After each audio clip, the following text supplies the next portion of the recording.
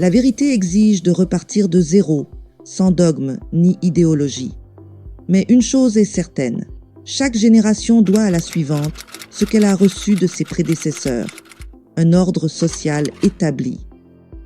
L'idéologie du genre, apparue en 1995 à l'ONU, suscite des débats sur l'identité, la biologie et la société, notamment en Occident.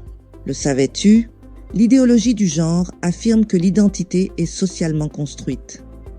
Des penseuses comme Judith Butler et Eve Kosofsky-Sedgwick soutiennent que les rôles de genre sont sociaux, permettant aux individus de devenir ce qu'ils désirent être.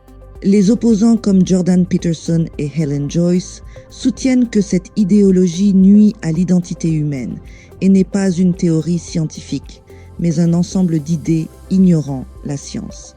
L'idéologie du genre propose de nouvelles identités.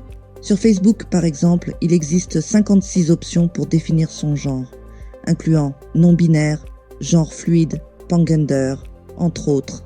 Elle redéfinit également la famille, au-delà du modèle traditionnel père, mère et enfant. Elle crée un langage inclusif, comme l'utilisation de IL au lieu de il ou elle et cher.us élève pour lutter contre le sexisme. Enfin, elle impose des normes légales dans certains lieux. S'y opposer peut être considéré comme un crime. Le terme homophobe est d'ailleurs souvent utilisé pour dénoncer ceux qui refusent d'adopter ce langage. Certaines personnes perçoivent ce mouvement comme une liberté et une émancipation, tandis que d'autres y voient un agenda dissimulé derrière une quête d'égalité, soutenue par de puissants lobbies. Les critiques pointent des lobbies liés aux traitements hormonaux, des entreprises comme Facebook et Google, ainsi que des ONG influençant les politiques inclusives, générant des impacts sociaux et économiques. Rappelle-toi, en adoptant une idéologie, tu peux être manipulé par des groupes ayant des intérêts propres. Reste informé et éloigné des extrêmes.